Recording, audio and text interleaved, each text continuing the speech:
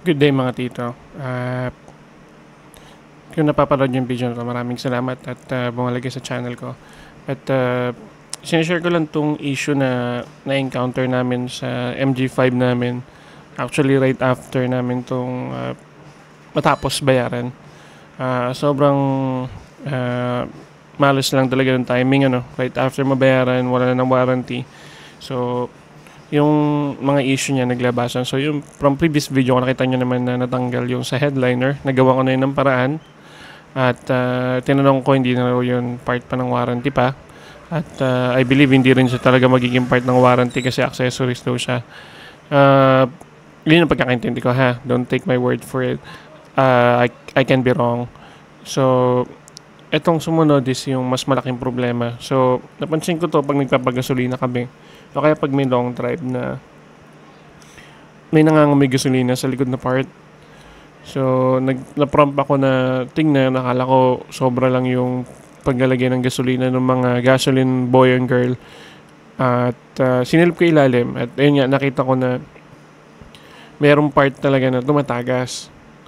So, may video ako na papakita ko sa inyo dito na sobrang lakas nung tagas nung gasolina. So, yan, nakikita nyo dyan na sobrang lakas ng tagas ng gasolina. Kumukulay na siya dun sa tangke. At the same time, tumutulo talaga siya. So, nangyayari yan pag either naka-inclined yung kotse sa rear or nakatagilid yung kotse sa rear. So, tumatapon yung gasolina. At, yan, nakikita nyo, namumula-mula na yung tangke. Tsaka yung tawag dyan is fuel filler neck.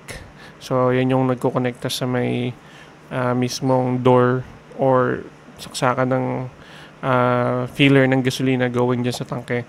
So, pinadala ko siya or chinek ko siya muna sa pinakamalapit na mekaniko namin dito at inangat yung sasakyan. Nakita na yung mismong kinakabitan ng fuel filler neck sa ilalim na nakita nyo dyan na parang namumula ay connected sa parang yung pinakalabi or lip nung tangke na kinukonektan nung hose ay plastic lang. Unlike sa ibang kotse na yung ganyang part is or yung labi or lip nung gas tank ay more of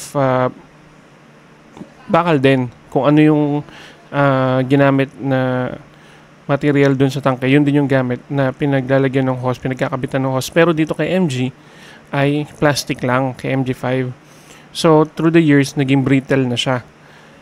So, ngayon, tinignan ng may mekaniko, sinilip ko rin, and confirm na pag ginalaw mo is maririnig mo na talagang nagmo-move na siya agad, hindi na siya sealed na sealed. So, kaya tumatapon yung gasolina pag namembreno ka or pag naka-inclined kasi napupunta sa likod yung gasolina. Delikado siya, yes. Kasi syempre, pag what if may spark sa ilalim, may nagsiga or may nagsisiga, tinapunan or kung ano man mag-cause ng apoy. So, pumunta ako kay MG. Second opinion sa kasa, sa MK Congressional. Inangat din yung sasakyan, nagpa-schedule tayo. Sinilip nila.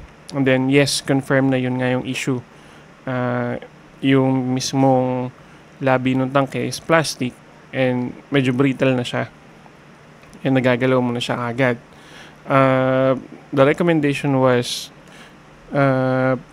first is, syempre, sa kasa, ang recommendation ay palitan yung mismong tangke. Ang quote nila is around 20,000 just for the tank. And then yung hose, filler hose, na isang set will be 5,000. So, syempre, medyo namalan tayo. And then, unfortunately, after ilang months lang, lumabas siya after yung warranty natin. So, hindi na rin daw siya covered. Now, ang options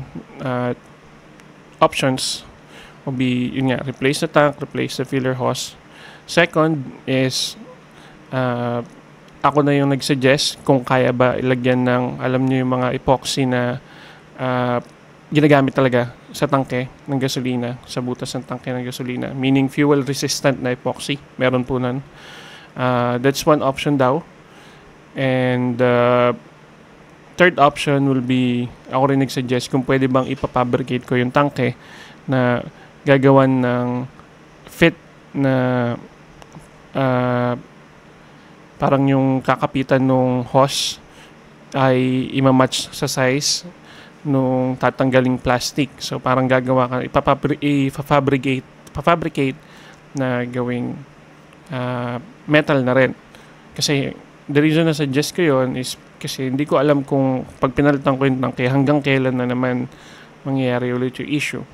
And unfortunately, hindi pwedeng bilhin yung part na yun lang. Kailangan yung buong tangke, sabi ni MG. So, medyo disappointing kasi bakit kailangan yung buong tangke? Yun lang naman yung issue. Pero, ngayon, ang ginawa nila is nilagyan nila ng sealant. Pero hindi siya epoxy na fuel resistant. Sealant lang siya. And, well, yung sealant does it job, no?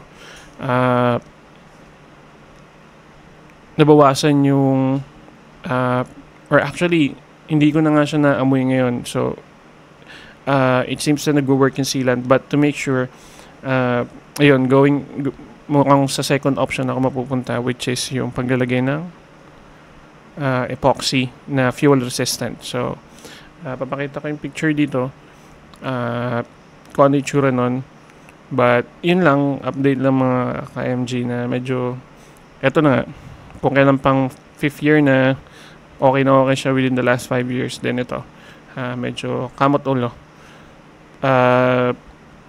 So yan, babalitaan ko kayo pagka nilagay na yung epoxy na fuel resistant.